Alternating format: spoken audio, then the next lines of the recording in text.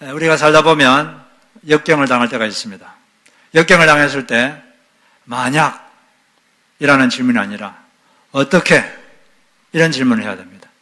만약 그랬으면 좋았을 텐데, 만약 그러지 말았으면 좋았을 텐데, 이런 말은 하면 계속 후회만 생기고 자책감이 생기고 더 비참해집니다.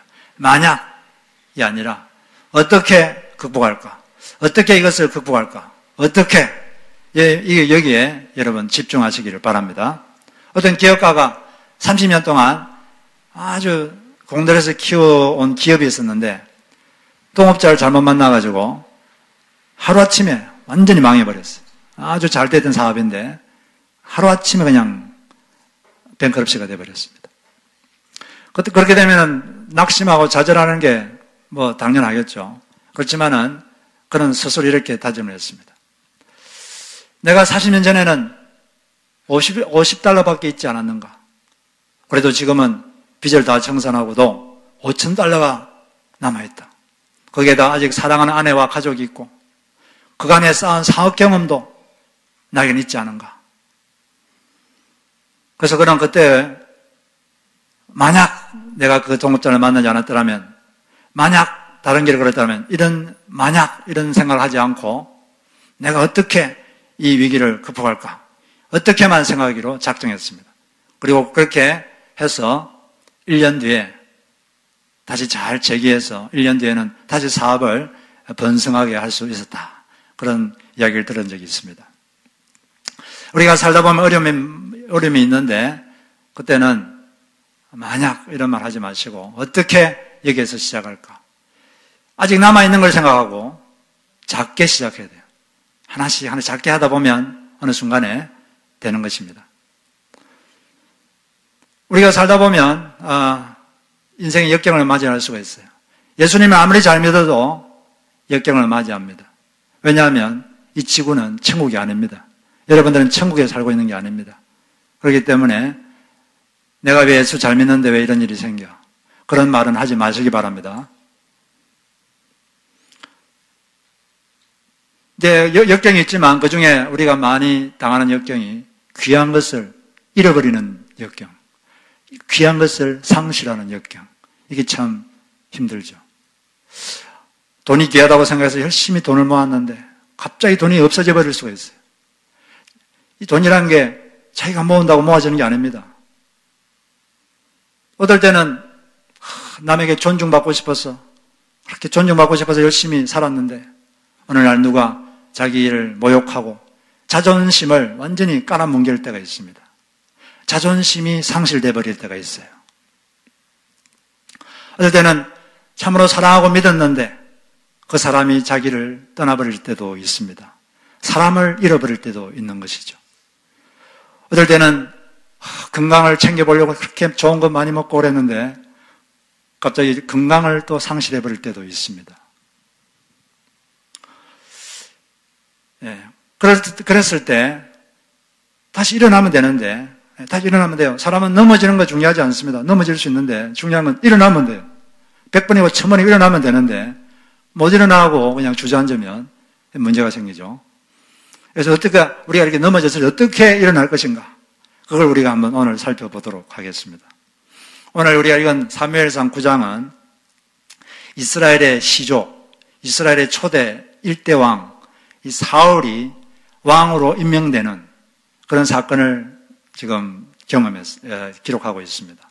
이 어떻게 그런 일이 생겼는지 한번 우리가 살펴볼 텐데 이걸 통해서 우리가 상실 사건을 어떻게 대처할지 알아보도록 하겠습니다. 먼저 알아야 될 원리는 역경의 때에 주님은 우리를 만나기 원하신다. 이걸 알아야 된다는 것입니다. 이스라엘의 1대 왕이었던 사울은 왕이 되기 전에는 그냥 평범한 시골 청년이었어요. 아주 소박한 시골 청년이었습니다. 근데 아버지 이름이 기스인데 어느 날 그 집안에 귀한 암나기들이 갑자기 사라졌어요.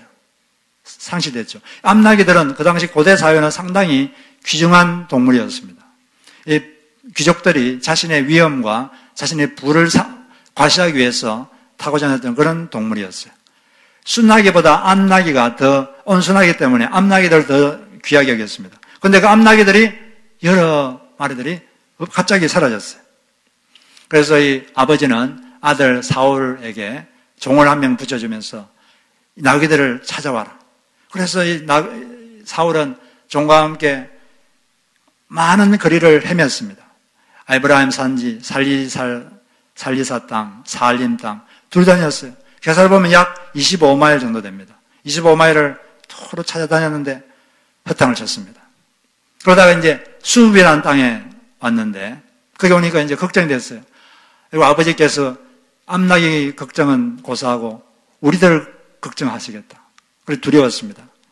돌아가려고 그랬는데 종이 이 성읍에 하나님의 사람 선지자가 있습니다. 이분에게 우리가 가서 한번 물어보면 그분 말은 한마디도 땅에 안 떨어진다고 했으니까 우리의 길을 인도할 수 있을 것입니다. 하고 이제 그 성읍에 갔습니다. 그 성읍에 올라가려고 빌타길을 올라가고 있는데 소녀들이 이렇게 내려오는 거예요. 그래서 하나님의 사람 선지자가 여기 있느냐? 이렇게 물으니까 하는 말이 그날 마침 사무엘이 그 성읍에 왔다는 겁니다. 사무엘은 여기 한 군데 있지 않고 순회하면서 사역을 했거든요. 근데 그날 마침 그 성읍에 왔다는 거예요. 그분이 지금 산당에서 제사 드리려고 지금 산에 올라가실 텐데 아마 성읍에 들어가시면 만날 수 있을 겁니다. 그러는 거예요. 그래서 이제 성읍에 딱 들어가자마자 산당에 올라가려고 하는 사무엘을 딱 만났습니다. 이렇게 이야기하면 이렇게 사울과 사무엘이 마주친 게 우연인 것 같죠? 우연히 그냥 나귀 찾아다니다가 숲 땅에 와가지고 왔는데 사무엘을 만났다. 우연처럼 이렇게 여겨질 수 있습니다. 그런데 이 만남은 절대 우연이 아니었습니다. 왜냐하면 사무엘상 9장 16절에 보니까 그 만나기 전에 하루 전에 하나님께서 사무엘 선지자에게 나타났어요. 나타나가지고 이렇게 말씀하셨습니다. 내일 이맘때에 내가 베냐민 땅에서 한 사람을 너에게 보낼 것이다. 너는 그에게 기름을 부어 내 백성 이스라엘의 지도자, 이스라엘 왕으로 삼아라. 그가 내 백성을 블레셋 사람들의 손에서 구원할 것이다. 내 백성의 부르짖음이 내게 상달되었으므로 내가 그들을 돌보노라. 우연이 아니란 거죠. 하나님께서 하루 전에 벌써 이런 일이 있을 거라고 벌써 말씀하셨고 그렇게 된 겁니다. 하나님께서 이 모든 걸 다 연출하셨고 주선하신 거죠. 이 만남은 하나님께서 주선하신 만남이었습니다. 이스라엘은 그전까지는 사사체제였어요. 왕정체제가 아니라 사사체제였는데 사사체제는 상비군이 없습니다. 군대가 상비군이 없어요. 그냥 농사 짓다가 적군이 쳐들어오면 사사가 모여라 그러면 농사짓다가 모여가지고 막 싸우다가 전쟁 끝나면 이제 다시 흩어져서 농사 짓다가 그런 식입니다. 그러니까 겉으로 보면 상당히 불안하죠.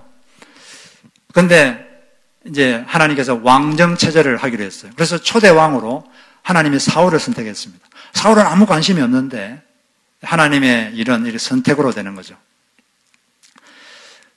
근데 사실 이 만남이 우연인 것 같은데 우연이 아니었어요. 하나님께서 계획하고 있었고 그 계획에 의해서 이렇게 만나게 된 것입니다. 우리가 살다 보면 그냥 우연이 된 것 같은데 사실은 우연이 아니라 하나님의 계획에 의해서 된 일들이 많이 있습니다.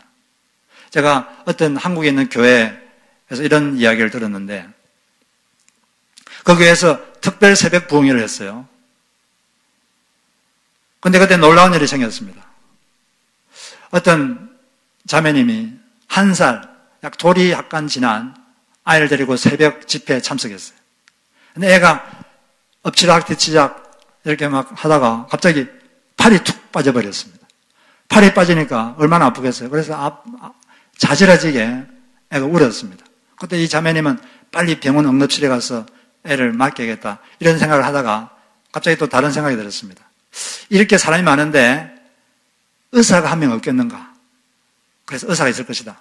그래서 담당 목사님한테 가서 혹시 의사 선생님 계시면 좀 불러주십시오. 그래서 보니까 그 담당 목사님이 가가지고 의사를 한 명 불러왔어요. 근데 의사가 피부과 의사였습니다. 정형외과 의사가 와야 되는데 피부과 의사가 왔어요. 근데 이분이 팔을 막 만지더니 팔이 맞아졌어요.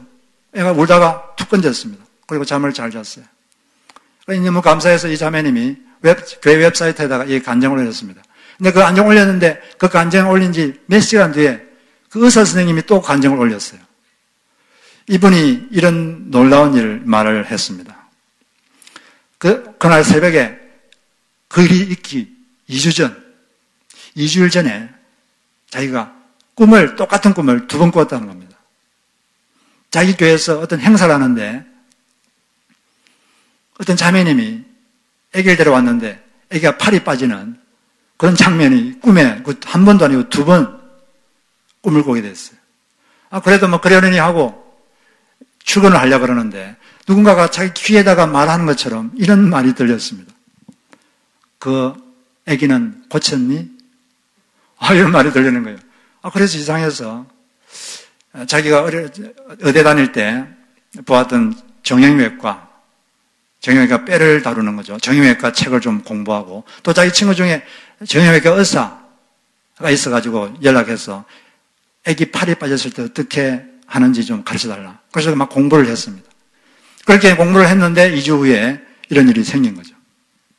그러니까 그 일은 사실은 우연이 아니라 하나님께서 이게 다 이렇게 아시고 인도하신 겁니다. 그래서 하나님의 준비하심은 참 놀랍습니다. 그런 간증을 했습니다. 이 하나님은 우연인 것 같은데 우연이 아니라 우리의 삶을 이렇게 인도하시는 그분을 여러분 믿으시고 사시기를 바랍니다.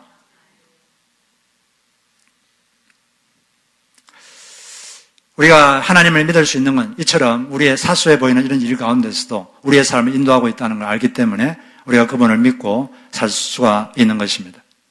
그런데 하나님께서 이 사울과 사무엘을 만나서 하나님의 메시지, 사울을 왕으로 세우겠다는 이 메시지를 전달하는 방법에는 여러 가지가 있을 겁니다. 굳이 이렇게 암나기를 분실하고 그래가지고 그 기스가 마음을 앓고 또 막 찾아다니고 이런 수고스럽게 이렇게 안 해도 되지 않습니까? 꼭 이렇게 수고스럽게 해야 돼요?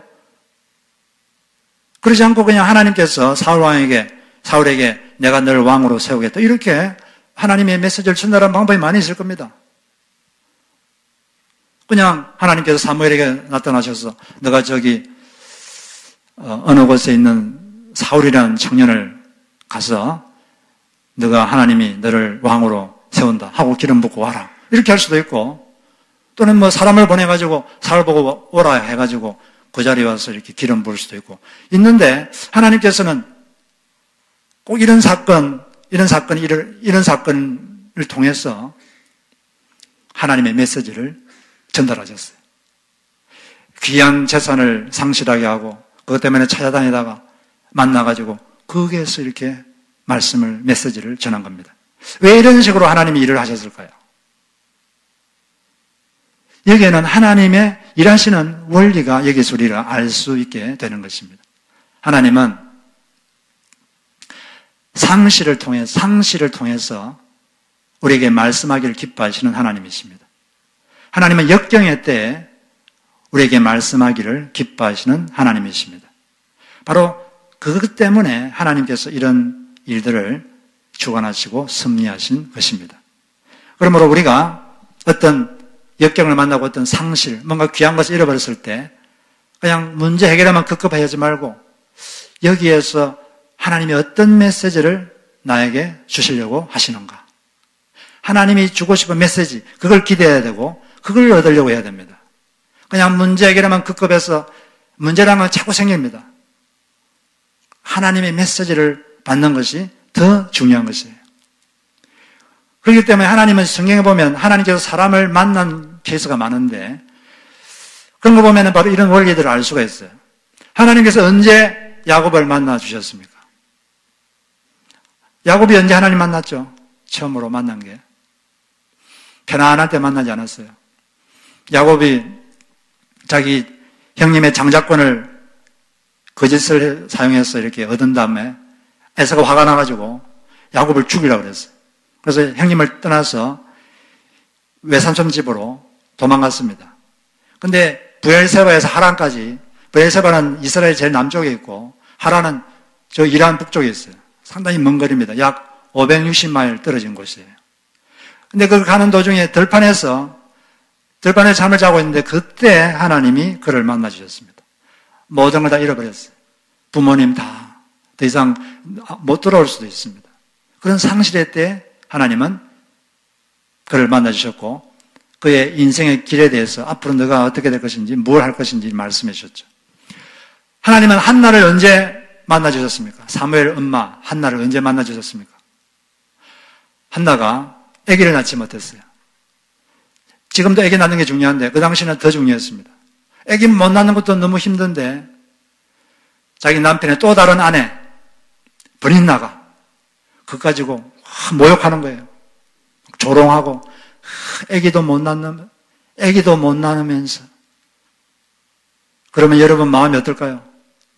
자존심이 완전히 깡그리 무너졌습니다. 완전히 상실됐어요. 바로 그때 한나는 하나님께로 갔습니다. 하나님께 가서 기도했을 때 하나님이 그에게 메시지를 주셨고 그걸 통해서 하나님 만나서 사무엘을 얻게 된 것입니다. 이처럼 주님께서는 역경의 때 또 상실의 때 우리를 만나기를 기뻐하신다. 이것을 아시기 바랍니다. 그리고 그때 문제 해결에만 급급하지 마시고 하나님의 메시지를 그때 받으려고 애를 써야 돼요. 그게 바로 하나님 우리를 인도하시는 방법인 것입니다. 두 번째는 우리가 어떻게 역경을 잘 극복할 것인가. 두 번째는 상실의 때 주님께 감정을 표현해서 하늘 평안을 얻어야 한다는 것입니다. 따라해 보겠습니다. 상실의 때 주님께 감정을 표현해 하늘 평안을 얻어라. 예, 기사가 나귀를 잃었을 때 힘들었겠죠. 그리고 이제 사울이 찾아러 다녔는데 못 찾았어요. 그래서 돌아가자. 그랬을 때 옆에 있던 종이 그때 의견을 냈습니다. 이 성읍에 하나님의 사람이 있는데 그는 존경받는 사람입니다. 그가 말한 것은 다 이루어집니다. 그가 우리의 갈 길을 가르쳐 줄 수 있을 것입니다. 사울은 그 말을 들었어요. 우리는 사울이 되게 안 좋은 사람, 나쁜 사람을 알고 있는데 처음부터 나쁜 사람이 아니었어요. 처음에는 아주 겸손했습니다. 이게 종의 말도 들을 수 있는 아주 겸손한 사람인데 나중에 왕이 돼가지고 권력이 확 들어오고 힘이 들어가니까 목이 뻣뻣해졌습니다. 목이 뻣뻣해지니까 나중에는 하나님 말도 안 듣고 사람 말도 안 듣고 목이 뻣뻣해서 나중에 어떻게 됐죠? 목이 부러져 버렸죠.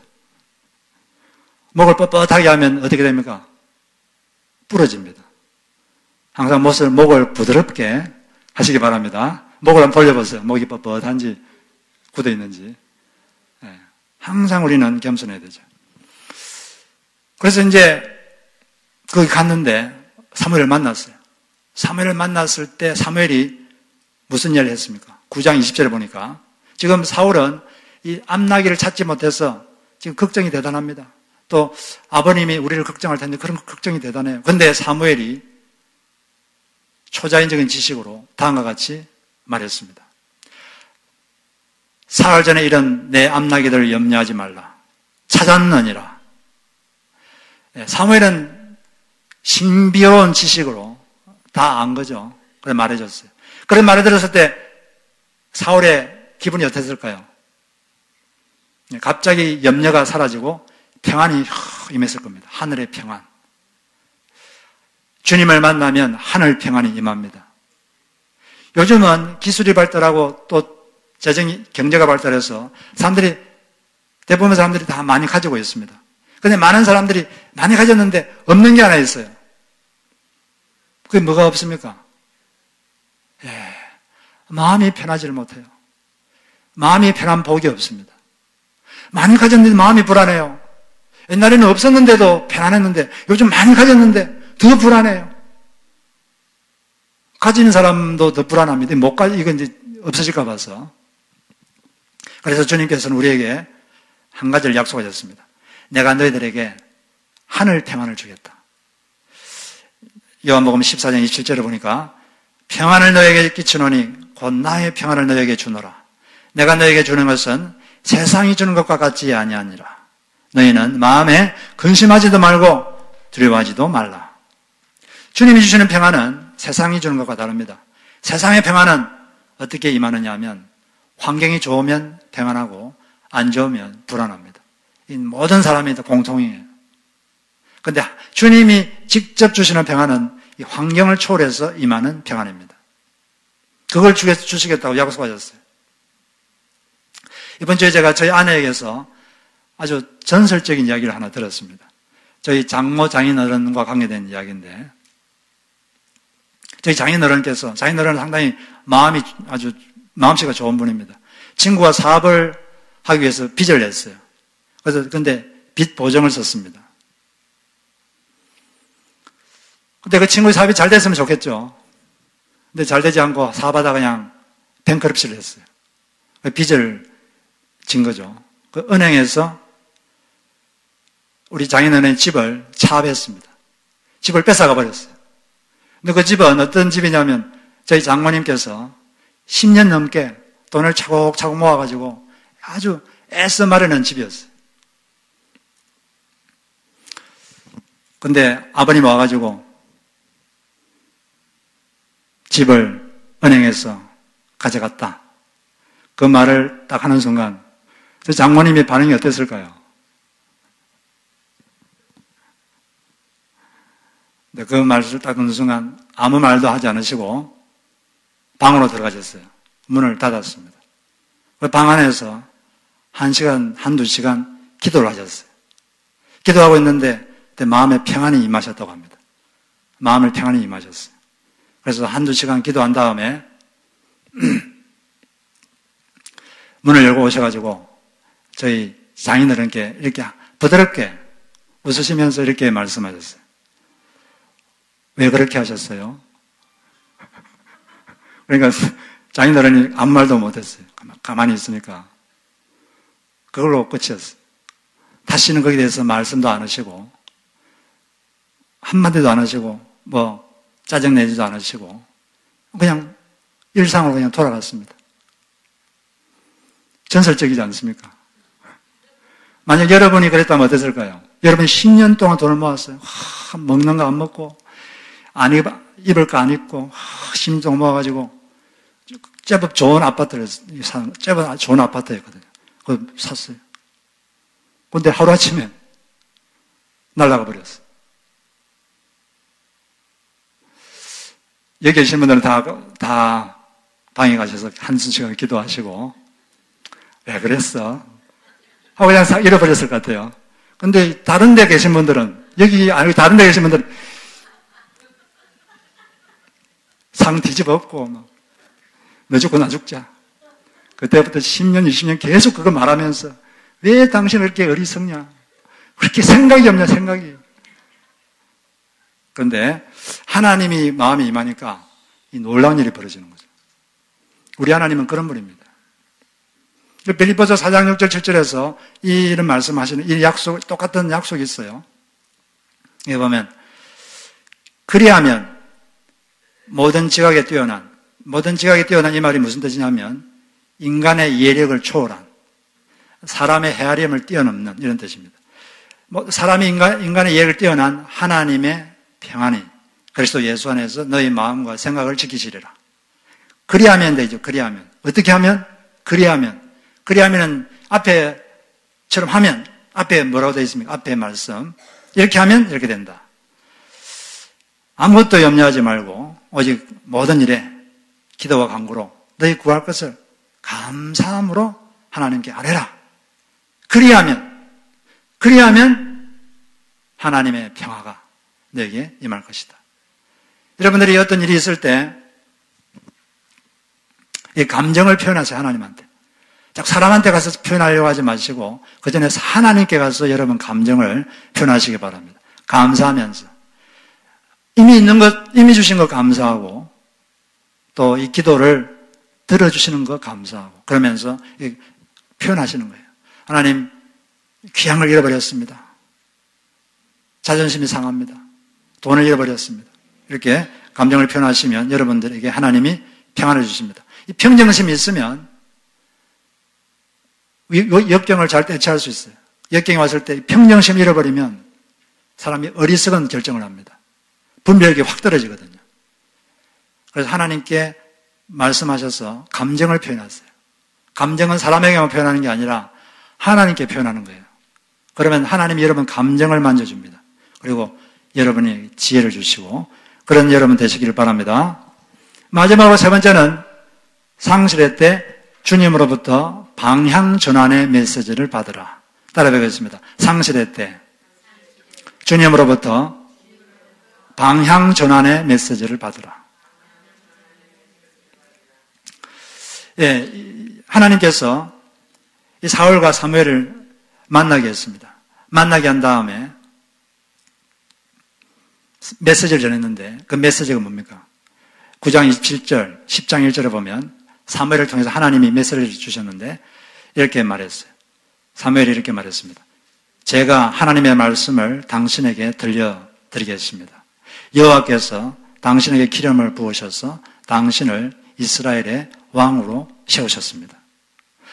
지금까지 그냥 소박한 청년, 시골 청년에게 당신을 왕으로 세우겠습니다. 이 메시지를 하나님 주신 거죠. 완전히 삶의 방향이 확 바뀌는 거죠. 완전히 삶의 방향이 전환되는 겁니다. 우리가 이렇게 삶을 살다 보면 이렇게 하나님께서 환경을 통해서 우리의 삶의 방향을 바꾸는 그런 메시지를 주실 때가 있는 것입니다. 우리는 그런 메시지를 들어야 돼요. 방향 전환의 메시지가 우리에게 오는 것입니다. 이 말씀은 사울에게는 사명에 대한 말씀입니다. 너가 할 일이 뭔지 그걸 말하는 거죠. 우리가 살다 보면 문제는 끊임없이 옵니다. 문제 해결에만 급급하지 마시고 하나님께서 나에게 뭘 하라고 하시는가? 어떤 방향을 전환할 게 있으면 어떻게 전환하라고 하시는가? 그걸 우리가 염두에 두어야 합니다. 그냥 하루하루 닥쳐오는 일을 해결하는 데만 급급하지 말고 하나님께서 나에게 뭘 하라고 하시는가? 거기에 우리가 집중을 해야 되는 것입니다. 우리가 하나님의 일에는 무심하고 자기 일에만 자꾸 이렇게 집중하면 하나님께서 우리에게 역경을 보낼 수도 있습니다. 왜? 방향을 전환하라고. 그러면 안 돼. 자기 일에는 폭풍 관심을 가지는데 그리스도 예수 일에는 별로 관심이 없으면 하나님께서 우리에게 역경을 보낼 수가 있어요. 메시지를 주시려고. 방향을 바꾸라고. 하나님께서 오늘도 우리에게 이런 역경을 통해서 우리에게 메시지를 줍니다. 방향을 바꾸라는 거죠. 사울에게는 이스라엘을 구하라는 메시지를 주셨습니다. 모든 기독교인들에게는 하나님이 다 공통적으로 주시는 명령이 있어요. 한 영혼을 구하라. 사울에게는 이스라엘을 구하라 그랬는데 우리에게는 한 영혼을 구하라. 이게 하나님 우리에게 주시는 방향 전환의 메시지입니다. 여러분들이 내 일에만 관심이 있고 내가 어떻게 하면 좀 더 돈을 모을 수 있을까? 내가 어떻게 하면 좀 더 안락하게 살 수 있을까? 내 일에만 관심을 가진다면 하나님은 우리에게 방향을 바꾸라고 우리에게 역경을 보낼 수도 있습니다. 우리는 한 영혼을 구하는 이 일에 매진해야 돼요. 하나님께서 우리에게 왜 돈을 주십니까? 왜 시간을 주십니까? 중요한 일을 하라고 주신 거거든요. 그 일이 뭡니까? 영혼을 구하는 일. 한 영혼을 구하는 일. 그리고 그 영혼이 영적으로 성장할 수 있도록 돕는 것. 이것이 바로 우리가 해야 될 일인 것입니다. 이런 우리가 어떤 어려움이 오면 하나님께서 그런 메시지를 줄 수가 있어요. 그럴 때 우리는 그 명령에 따라야 됩니다. 우리가 5월 25일 날 야유회를 하는 것도 바로 이 한 영혼을 구하는 데 보탬이 되고자 하는 것입니다. 지금부터 여러분들께서 기도하시고 사람을 섬기시고 그렇게 하시길 바랍니다. 우리는 하나님께서 우리에게 주시는 메시지만 그걸 들어야 돼요. 지금 총신대학교 총장님으로 계시는 이재서 목사님은 15세 때 갑자기 실명을 했습니다. 처음에 절망하고 저주의식이 많았는데 그 저주의식을 없애보려고 신학교에 갔어요. 근데 신학교에 가서도 여전히 저주의식이 꽉 남아 있었어요. 근데 어느 날 목사님께서 설교를 하셨는데 고린도서 1장 4절 말씀을 가지고 설교했습니다. 하나님은 온갖 환난 가운데서 우리를 위로하여 주시는 분이십니다. 따라서 우리가 하나님께 받는 그 위로로 우리도 온갖 환난을 당하는 사람들을 위로할 수 있습니다. 그 말씀을 듣고 있는데 성령께서 마음속에 영혼을 울리는 말씀을 주셨습니다. 영혼의 나팔 소리가 들렸어요. 어떤 말씀이냐면 너가 위로자가 되라. 자기는 지금까지 자기가 장인이기 때문에 내가 위로를 받아야 된다 이렇게 생각했는데 너가 위로자가 되라. 너가 위로자가 되라. 그 말씀이 확 영혼에 박혔습니다. 그래서 그때 친구들 5명하고 미랄 선교단을 조직했어요. 장애인을 섬기는 미랄 선교단을 조직해서 지금은 전 세계에 미랄 선교단이 조직돼서 장애인들을 섬기고 있죠. 여러분 위로받으려고 하지 말고 위로하십시오. 사랑받으려고 하지 마시고 사랑하십시오. 돌봄받으려고 하지 마시고 돌보시기 바랍니다. 우리가 돌봐야 할 사람들이 많고 우리가 위로해 줄 사람이 많이 있어요. 역경의 때 우리는 이런 하나님의 메시지를 들어야 됩니다. 방향 전환의 메시지를 들어야 돼요.